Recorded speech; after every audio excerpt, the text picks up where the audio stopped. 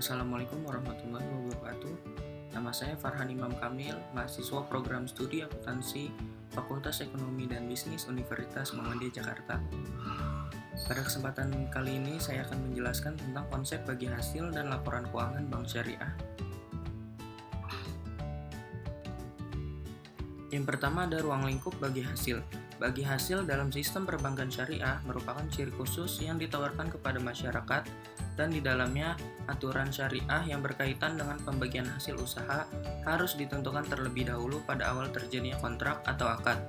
Besarnya penentuan porsi bagi hasil antara kedua belah pihak ditentukan sesuai kesepakatan bersama dan harus terjadi dengan adanya kerelaan atau antarodin di masing-masing pihak tanpa adanya unsur paksaan.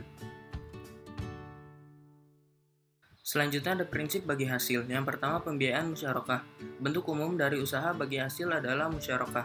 Transaksi musyarakah dilandasi adanya keinginan para pihak yang bekerja sama untuk meningkatkan nilai aset yang mereka miliki secara bersama-sama. Semua bentuk usaha yang melibatkan dua pihak atau lebih, di mana mereka secara bersama-sama memadukan seluruh bentuk sumber daya baik yang berwujud maupun yang tidak berwujud. Yang kedua ada pembiayaan mudharabah. Secara spesifik terdapat bentuk musyarakah yang populer dalam produk perbankan syariah yaitu mudharabah. Mudharabah adalah bentuk kerjasama antara dua pihak atau lebih, di mana pemilik modal kepada pengelola atau mudharib dengan suatu perjanjian pembagian keuntungan. Bentuk ini menegaskan kerjasama dalam paduan kontribusi 100% modal kas dari sahib al-mal dan keahlian dari mudharib. Selanjutnya ada teknik perhitungan bagi hasil. Yang pertama itu profit sharing. Perhitungan bagi hasil menurut profit sharing adalah perhitungan bagi hasil yang mendasarkan pada laba dari pengelola dana, yaitu pendapatan usaha dikurangi dengan beban usaha.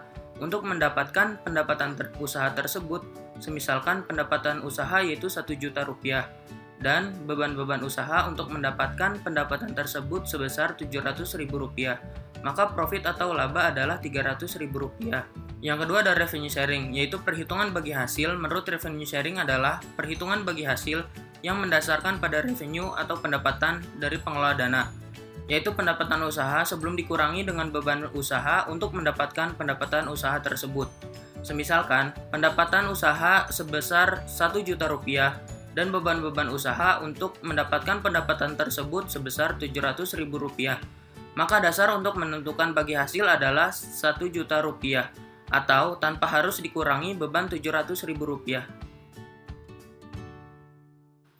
Selanjutnya yang terakhir adalah laporan keuangan bank syariah.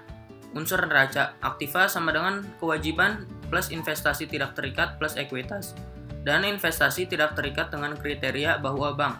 Yang pertama, punya hak menggunakan, menginvestasikan, dan mencampurkan dana. Yang kedua, keuntungan atau kerugian sesuai nisbah. Yang ketiga, tidak berkewajiban mengembalikan dana jika rugi. Selanjutnya unsur laporan laba rugi.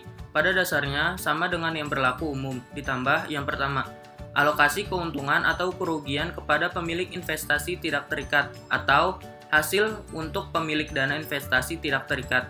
Yang kedua, tidak dapat diperlakukan sebagai beban atau pendapatan. Sekian atas materi yang telah saya sampaikan. Mohon maaf apabila ada kekurangan dan kesalahan kata. Unsur maqala wala tangzur man qala. Wassalamualaikum warahmatullahi wabarakatuh.